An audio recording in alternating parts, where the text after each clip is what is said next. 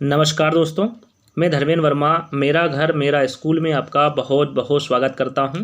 आज हम बात करने वाले दोस्तों कक्षा 6 में हिंदी का पाठ 2 बचपन के बारे में। यहाँ पर इसके बारे में आपको संपूर्ण जानकारी दी जाएगी। सबसे पहले जो बचपन लिखा गया है यानी कि जो लेखिका है उनके बारे में आपको बताया जाएगा, उनकी जीवनी के बारे में बताया जाएगा, उनका जन्म कब हुआ, उनकी मृत्यु कब हुई, उनको कौन कौन से पुरस्कार मिले, कौन सी रचना या फिर उपन्यास उन्होंने लिखे, कहानी कौन सी लिखी, ये सब जानकारी आपको सबसे पहले दी जाएगी। उसके बाद हम कहानी की ओर बढ़ेंगे और उसके बाद जो कहानी में से निकले हुए क्वेश्चन से है उनके बारे में हम आपको जानकारी देंगे। तो आपको वीडियो को स्किप नहीं करना है, वीडियो को पूरा देखना है। उसके बाद यहाँ पर आपको वीडियो को लाइक करना है, शेयर करना है और चैनल को सब्सक्राइब कर लेना है। तो चलिए शुरू करते हैं। यहाँ पर जो बचपन कहानी है, सबसे पहले जानते हैं कि जो बचपन कहानी है उनके लेखक कौन है। तो याद रखिएगा जो बचपन कहानी के लेखक है वो कृष्णा सोबती है। याद रखिएगा, यहाँ पर आप चित्र के माध्यम से देख सकते हैं ये किसका चित्र है, ये कृष्णा सोबती जी का चित्र है जो कि इन्होंने बचपन जो कहानी है वो लिखी है। अब बात करते हैं इनके जन्म की। तो इनका जन्म कब हुआ था, तो याद रखिएगा इनका जन्म 18 फरवरी 1925 को हुआ था। कब हुआ था इनका जन्म, 18 फरवरी 1925 को। अब बात करते हैं कहाँ हुआ था। पंजाब के शहर गुजरात में हुआ था। पंजाब में एक शहर है जिसका नाम गुजरात है जो कि अब पाकिस्तान में चला गया है, वो अब हमारे भारत में नहीं रहा। तो इनका जन्म कहाँ हुआ था, पंजाब के शहर गुजरात में हुआ था। और इनकी पहली कहानी की बात करें तो याद रखिएगा इनकी पहली कहानी है लांबा। कौन सी है, पहली कहानी इन्होंने लिखी थी लांबा। कब लिखी थी, 1950 में। याद रखिएगा 1950 में ये प्रकाशित हुई थी जो कि इनकी पहली कहानी थी लांबा। अब बात करते हैं इनकी मृत्यु की। देखिए इनकी मृत्यु कब हुई थी, तो इनकी मृत्यु हुई थी 25 जनवरी 2019 में। यानी कि लगभग अपन जाने तो इनके जो बचपन से लेकर जो मृत्यु का जो समय था ये कब तक जीवित रही, 93 साल। यानी कि इनकी जो उम्र थी टोटल वो कितनी थी, 93 यानी 93 साल तक ये जिए। और 25/1/2019 को इनकी मृत्यु हो गई। तो इसके बारे में आपको पता होना चाहिए। अब बात करते हैं कि इनको कौन कौन से पुरस्कार मिले। देखिए जो कृष्णा सोबती है दोस्तों, इनको 1980 में साहित्य अकादमी पुरस्कार मिला था। उसके बाद इनको साहित्य शिरोमणि पुरस्कार मिला, सालाका पुरस्कार भी इनको मिला, मैथिली शरण गुप्त पुरस्कार भी इनको मिला, साहित्य कला परिषद पुरस्कार भी इनको मिल चुका है और कथा चूड़ामणि पुरस्कार भी इनको मिल चुका है। साथ ही इनको 2017 में ज्ञानपीठ पुरस्कार भी मिल चुका है। यानी कि इससे भी ये सम्मानित हो चुकी हैं। कौन, कृष्णा सोबती। चलिए अब इनकी कहानी की ओर बढ़ते हैं। इनके जो महत्वपूर्ण कहानी है उनके बारे में आपको जानना जरूरी है क्योंकि एग्जाम में पूछे जाता है। तो यहाँ पर देखिए इनकी जो कहानी है वो पहली है बादलों के घेरे डार से बिछुड़ी, मित्रों मरजानी यारों के यार, तिल पहाड़ और ये लड़की, ये इनकी प्रमुख कहानियाँ हैं। कुछ उपन्यास भी इन्होंने लिखे हैं, सूरजमुखी अंधेरे के, जिंदगी नामा, दिलो दानिश, समय सरगम, गुजरात पाकिस्तान से गुजरात हिंदुस्तान, ये कुछ उपन्यास थे जो कि प्रमुख थे। तो यहाँ पर आपने जाना इनके जन्म के बारे में, इनकी मृत्यु के बारे में, इनको कौन कौन से पुरस्कार मिले, इन्होंने कौन कौन सी कहानी लिखी और कौन कौन से उपन्यास लिखे जो कि काफ़ी इंपॉर्टेंट हैं। तो अब चलते हैं हम इनके कहानी की ओर। देखिए जो कृष्णा सोबती है इन्होंने अपने बचपन के बारे में बताया है। इनके बारे में इन्होंने बचपन के संपूर्ण जानकारी दी है कि इनके साथ क्या क्या हुआ, पहले क्या क्या होता था, अभी क्या क्या होता है। तो वो सब आपको इस कहानी के माध्यम से पता चल जाएगा। यहाँ पर देखिए इन्होंने कहा है कि तुम्हें अपने बचपन की ओर ले जाऊंगी। यानी कि जो इनके बचपन में घटना घटित हुई है उनके बारे में ये कहानी के माध्यम से बताना चाह रही है। तो मैं तुम्हें अपने बचपन की ओर ले जाऊंगी। मैं तुमसे कुछ इतनी बड़ी हूँ कि तुम्हारी दादी भी हो सकती हूँ, तुम्हारी नानी भी हो सकती हूँ, बड़ी बुआ भी, बड़ी मौसी भी। यानी कि ये क्या कहना चाहते हैं कि कहना चाह रहे हैं कि मैं उम्र में बड़ी हूँ, मैं यहाँ पर आपके दादी भी हो सकती हूँ, नानी भी हो सकती हूँ, बड़ी बुआ या फिर बड़ी मौसी भी हो सकती हूँ। परिवार में मुझे सभी लोग जीजी कहकर ही पुकारते। यानी कि जो इनका परिवार है उनमें जो लोग रहते हैं वो इनको क्या कहकर बुलाते हैं, जीजी कहकर पुकारते हैं या फिर बुलाते हैं। हाँ मैं इन दिनों कुछ बड़ा बड़ा यानी उम्र में सयाना महसूस करने लगी हूँ, शायद इसलिए कि पिछली शताब्दी में पैदा हुई थी। यानी कि पिछली शताब्दी के बारे में ये कहना चाह रही हैं कि मैं कुछ यहाँ पर उम्र में सयाना महसूस करने लगी हूँ, जिस उम्र में हूँ बड़ा बड़ा यानी कि उम्र में सयाना महसूस करने लगी हूँ, शायद इसलिए कि पिछली शताब्दी में पैदा हुई थी। मेरे पहनने ओढ़ने में भी काफ़ी बदलाव आए हैं। पहले मैं रंग बिरंगे कपड़े पहनती रही हूँ, नीला, जामुनी, ग्रे, काला, चॉकलेटी। अब मन कुछ ऐसा करता है कि सफ़ेद पहनो, यानी कि कहना चाहती कि जब मैं बचपन में थी तब मैंने काफ़ी कुछ पहना, जैसे कि रंग बिरंगे कपड़े पहनती थी, नीला, जामुनी, ग्रे, काला, चॉकलेटी, लेकिन अब ये सब पहनने की इच्छा नहीं होती है। अब क्या पहनने की इच्छा हो रही है या फिर क्या मन कर रहा है पहनने का? सफ़ेद, जो सफ़ेद कपड़े होते हैं वो पहनने का मन कर रहा है। किसका? कृष्णा सोबती जी का। ठीक है, गहरे नहीं, हल्के रंग। मैंने पिछले दशकों में तरह तरह की पोशाकें पहनी, यानी कि बचपन में इन्होंने तरह तरह की पोशाकें पहनी, जैसे कि पहले फ्रॉक, फिर निकर वाकर, स्कर्ट्स, लहंगे, गरारे और अब चूड़ीदार और घेरदार कुर्ते। ये सभी ये पहले पहन चुकी है बचपन में। बचपन के कुछ फ्रॉक तो मुझे अब तक याद है। हल्की नीली और पीली धारी वाला फ्रॉक, गोल कॉलर और बाजू पर भी गोल कफ, एक हल्के गुलाबी रंग का बारीक चुन्नटों वाला घेरदार फ्रॉक, नीचे गुलाबी रंग की फ्रिल। उन दिनों फ्रॉक के ऊपर की जेब में रुमाल और बालों में इतराते रंग बिरंगे रिबन का चलन था। लेमन कलर का बड़े प्लेटों वाला गर्म फ्रॉक जिसके नीचे फर टंगी थी। 2 ट्यूनिक भी याद है, एक चॉकलेट रंग का और अंदर की कोटी प्लाजी, दूसरा ग्रे और उसके साथ सफ़ेद कोटी। मुझे अपने मोजे और स्टॉकिंग भी याद है। बचपन में हमें अपने मोजे खुद धोने पड़ते थे, वहाँ नौकर या नौकरानी को नहीं दिए जा सकते थे, इसकी सख्त मनाही थी। हम बच्चे इतवार की सुबह इसी में लगाते, धो लेने के बाद अपने अपने जूते पॉलिश करके चमकाते। यहाँ पर इसको हाईलाइट क्यों किया गया है? तो यहाँ पर देखिए, यदि आप इस कहानी को अच्छे से पढ़ेंगे, अच्छे से समझेंगे, अच्छे से सुनेंगे, तो यहाँ पर आपको जो प्रश्न दिए गए हैं उनको समझने में, याद करने में ज़्यादा परेशानी नहीं आएगी, क्योंकि कहानी में से ही प्रश्न पूछे गए हैं। तो यहाँ पर पहला प्रश्न पूछा गया है। देखिए, साथ ही साथ आपको मैं कहानी के माध्यम से, जैसे जैसे कहानी आगे बढ़ती जाएगी, आपको यहाँ पर जो भी प्रश्न पूछे गए हैं इस कहानी के माध्यम से उन सभी को यहाँ पर कवर करवाता जाऊँगा। तो पहला प्रश्न पूछा गया था कि लेखिका बचपन में इतवार की सुबह क्या क्या काम करती थी। तो यहाँ पर आप कह सकते हैं कि लेखिका को बचपन में इतवार की सुबह अपने मोजों की धुलाई करनी पड़ती थी, क्योंकि इस काम के लिए नौकरों की सेवा लेना सख्त मनाही थी। इसके बाद अपने अपने जूतों की पॉलिश करने पड़ते थे, जिससे जूते चमकने लगते। यहाँ पर आप कह सकते हैं, यदि प्रश्न में पूछा जाए आपसे कि लेखिका बचपन में इतवार की सुबह क्या क्या काम करती थी, तो मैंने आपको बता दिया। इस प्रकार से आप उत्तर बना सकते हैं। चलिए, तो यहाँ पर आगे क्या कहना चाह रहे हैं लेखिका कि जब जूते कपड़े या ब्रश से रगड़ते तो पॉलिश की चमक उभरने लगती। सरवर, मुझे आज भी बूट पॉलिश करना अच्छा लगता है। हालांकि अब नई नई किस्म के शू आ चुके हैं, कहना होगा कि ये पहले से कहीं ज़्यादा आरामदेह हैं। हमें जब नए जूते मिलते उसके साथ ही छालों का इलाज शुरू हो जाता। यानी कि पहले क्या था, जब जूते नए नए होते थे तो वो जो पाँव है वहाँ पर एक जगह रगड़ रगड़ के क्या होता, वहाँ पर छाले पड़ जाते। यानी नए जूतों से पहले छाले पड़ना आम बात थी, यानी कि नए जूते आए तो आपको छाला पड़ना निश्चित है। तो यहीं पर जो लेखिका है वो कह रहे हैं कि अभी के जो जूते हैं वो ज़्यादा आरामदायक है पहले से, क्योंकि हमें जब नए जूते मिलते तो उसके साथ ही छालों का इलाज शुरू हो जाता। ये लेखिका का यहाँ पर कहना है।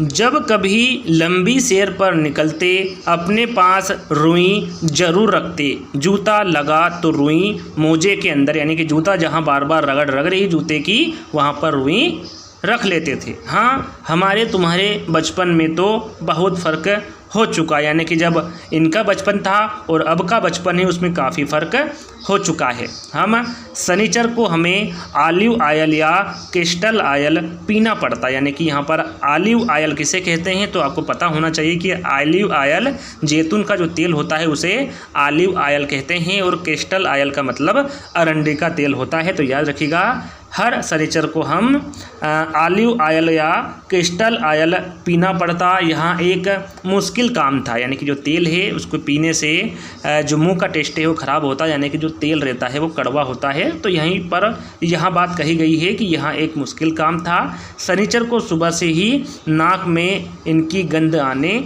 लगती।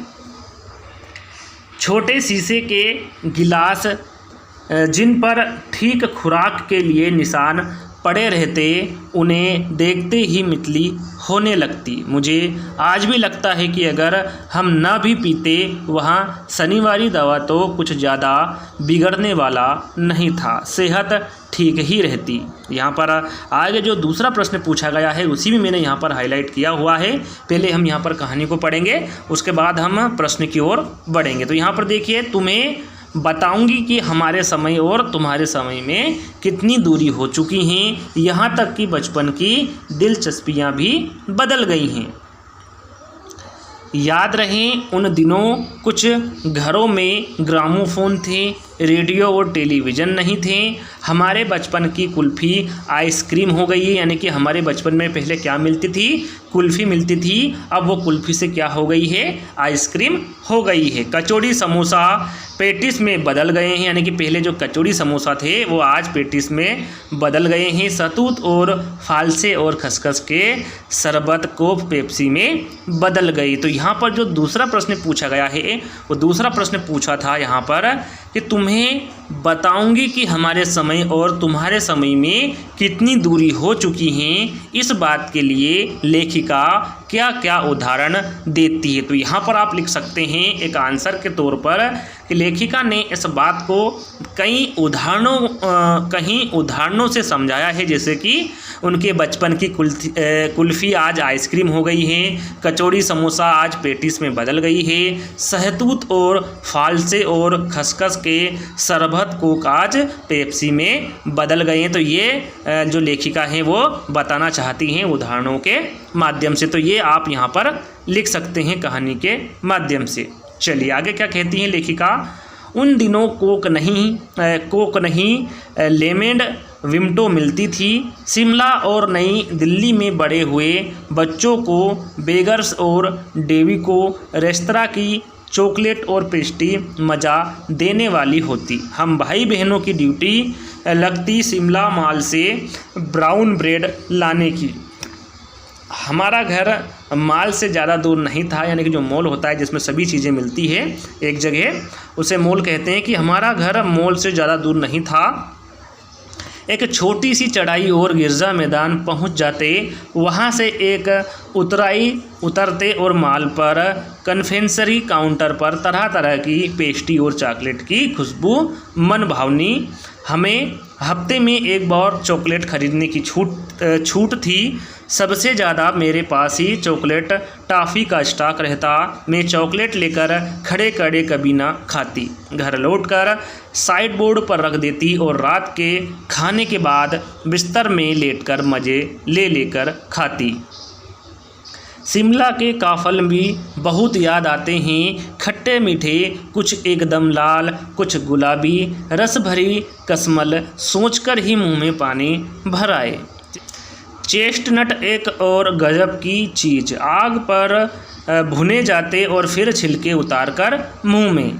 चने जोर गरम और अनारदाने का चूर्ण, हाँ चने जोर गरम की पुड़ियाँ जो तब थी वहाँ अब भी नज़र आती है। पुराने कागज़ों से बनाई हुई इस पुड़िया में नीरा हाथ का कमाल है। नीचे से तिरछी लपेटते हुए ऊपर से इतनी चौड़ी कि चने आसानी से हथेली पर पहुंच जाए।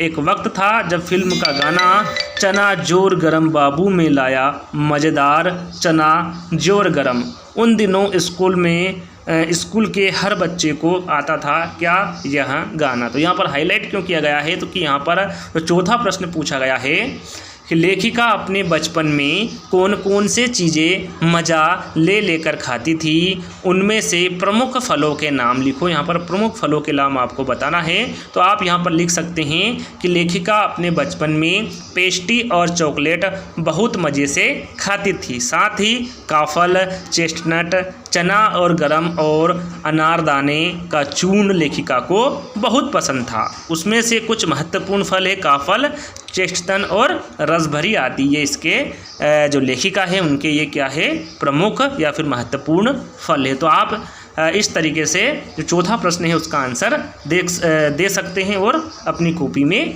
लिख सकते हैं। चलिए आगे देखते हैं क्या कहना चाहती हैं यहाँ पर लेखिका। कुछ बच्चे पूरिया पर तेज मसाला बुरकवाते, पूरा गिरजा मैदान घूमने तक यहाँ पूरिया चलती, एक एक चना पापड़ी मुंह में डालने और कदम उठाने में एक खास ही लई रफ्तार थी।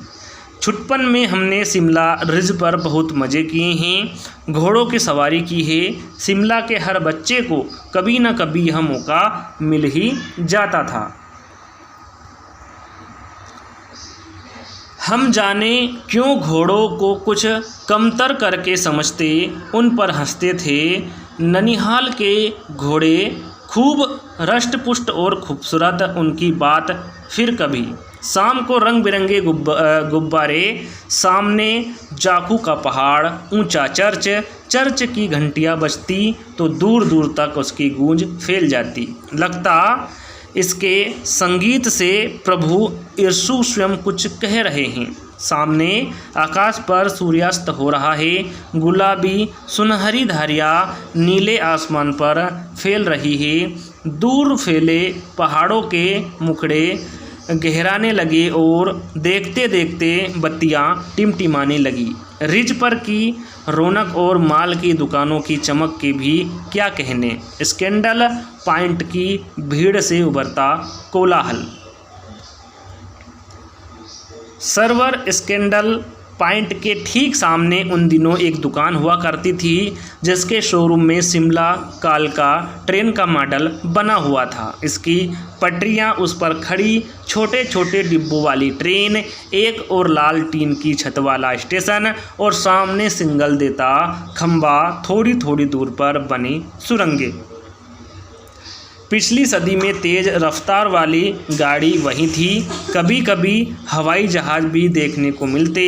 दिल्ली में जब भी उनकी आवाज़ आती, बच्चे उन्हें देखने बाहर दौड़ते। दिखता एक भारी भरकम पक्षी उड़ा जा रहा है पंख फैलाकर, यहाँ देखो और वहाँ गायब। उसकी स्पीड ही इतनी तेज़ लगती। हाँ, गाड़ी के मॉडल वाली दुकान के साथ एक और ऐसी दुकान थी जो मुझे कभी नहीं भूलती। वहाँ दुकान थी जहाँ मेरा पहला चश्मा बना था। वहाँ आँखों के डॉक्टर अंग्रेज थे। शुरू में चश्मा लगाना बड़ा अटपटा लगा। छोटे बड़े मेरे चेहरे की ओर देखते और कहते, आँखों में कुछ तकलीफ़ है, इस उम्र में ऐनक दूध पिया करो। मैं डॉक्टर साहिब का कहा दोहरा देती, कुछ देर पहनोगी तो ऐनक उतर जाएगा, कुछ देर पहनोगी तो ऐनक उतर जाएगा। वैसे डॉक्टर साहिबा ने पूरा आश्वासन दिया था, लेकिन चश्मा तो अब तक नहीं उतरा। नंबर बस कम ही होता रहा। मैं अपने आप इसकी जिम्मेदार हूँ। जब आप दिन की रोशनी को छोड़कर रात में टेबल लैंप के सामने काम करेगी तो इसके अलावा और क्या होगा। हाँ, जब पहली बार मैंने चश्मा लगाया तो मेरे एक चचेरे भाई ने मुझे छेड़ा, देखो देखो कैसी लग रही है। आँख पर चश्मा लगाया ताकि सूझे दूर की, यहाँ नहीं लड़की को मालूम सूरत बने लंगूर की। ये किसके द्वारा कहा गया? लेखिका के चचेरे भाई के द्वारा। तो यहाँ पर हाईलाइट क्यों किया गया है? क्योंकि यहाँ पर तीसरा प्रश्न पूछा गया है कि पाठ से पता करके लिखो कि लेखिका को चश्मा क्यों लगाना पड़ा। चश्मा लगाने पर उनके चचेरे भाई ने उन्हें क्या कहकर चिढ़ाते थे। तो आप यहाँ पर साधारण तौर पर लिख सकते हैं कि लेखिका को चश्मा इसलिए लगाना पड़ा कि वहाँ दिन में पढ़ाई ना करके रात में टेबल लैंप के सामने पढ़ती थी, जिससे आंखों पर बहुत दबाव पड़ता था। चश्मा लगाने पर चचेरे भाई उन्हें लंगूर कहने लगा तथा लेखिका को चिढ़ाने के शेर गाया जाने लगा। तो ये किसके द्वारा करा गया? लेखिका के चचेरे भाई के द्वारा करा जाने लगा। चलिए आगे बढ़ते हैं। मैं खीजी कि मुझ पर यह क्यों दोहराया जा रहा है, पर शेर बुरा न लगा। जब वहाँ चाय पीकर चले गए तो मैं अपने कमरे में जाकर आईने के सामने खड़ी हो गई। कई बार अपने को देखा, ऐनक उतारी, फिर पहनी, फिर उतारी, देखती रही। सूरत बनी लंगूर की, नहीं नहीं नहीं, हाँ हाँ हाँ। मैंने अपने छोटे भाई का टोपा उठाकर सिर पर रखा। कुछ अजीब लगा, अच्छा भी और मजाकिया भी। तब की बात थी, अब तो चेहरे के साथ घुल मिल गया है चश्मा। जब कभी उतरा हुआ होता है तो चेहरा खाली खाली लगने लगता है। याद आ गया वहाँ टोपा, काले फ्रेम का चश्मा और लंगूर की सूरत। हाँ, इन दिनों शिमला में मैं सिर पर टोपी लगाना पसंद करती हूँ। मैंने कई रंगों की जमा कर ली है, कहाँ दुपट्टों का ओढ़न और कहाँ सहज सहल सुभिते वाला हिमाचल टोपियाँ। तो यहाँ पर कहानी समाप्त होती हैं। ये किसके द्वारा लिखी गई थी? कृष्णा सोबती के द्वारा लिखी गई थी। इनका जन्म कब हुआ था, इनकी मृत्यु, इनके सारे जीवनी के बारे में आपको बता चुका हूं। तो यहाँ पर देखिए प्रश्न 4 दिए हुए हैं और चारों के बारे में आपको बता चुका हूं। फिर भी एक बार फिर हम दोहरा लेते हैं। देखिए यहाँ पर पहला प्रश्न पूछा गया है कि लेखिका बचपन में इतवार की सुबह क्या क्या काम करती थी। तो मैंने आपको बताया था कि लेखिका को बचपन में इतवार की सुबह अपने मोजों की धुलाई करना पड़ती थी, क्योंकि इस काम के लिए नौकरों की सेवा लेना सख्त मनाही थी। इसके बाद अपने अपने जूतों की पॉलिश करने पड़ते थे, जिससे कि जूते चमकने लगे। इसके बारे में आपको पहले ही बता चुका हूँ। तो यहाँ पर दूसरा प्रश्न पूछा गया है कि तुम्हें बताऊंगी कि हमारे समय और तुम्हारे समय में कितनी दूरी हो चुकी है।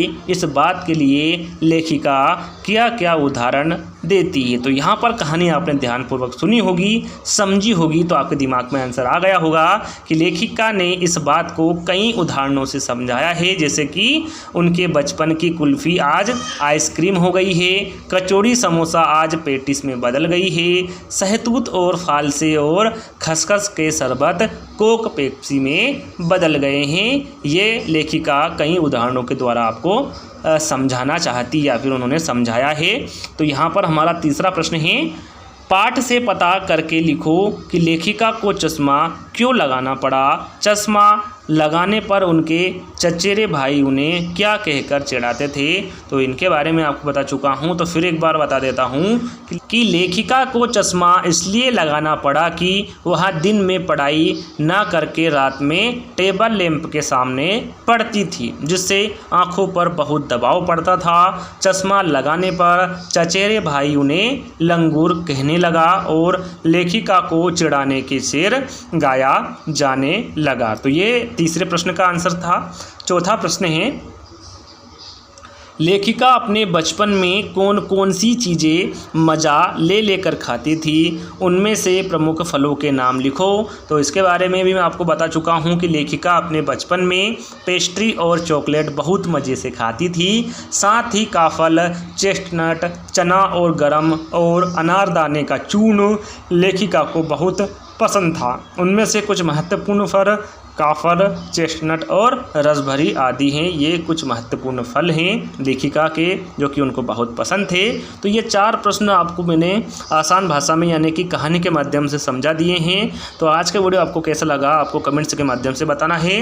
वीडियो अच्छा लगा हो तो लाइक करना है, अपने दोस्तों के साथ शेयर करना है, और अभी तक चैनल को सब्सक्राइब नहीं किया है तो बिना सब्सक्राइब करे चैनल को मत जाइएगा, क्योंकि और भी ऐसे ही इंटरेस्टिंग वीडियो आपको आगे आने वाले समय में मिलेंगे। तो जल्द ही दोस्तों एक नए वीडियो के साथ मिलेंगे। जब तक के लिए धन्यवाद। जय हिंद।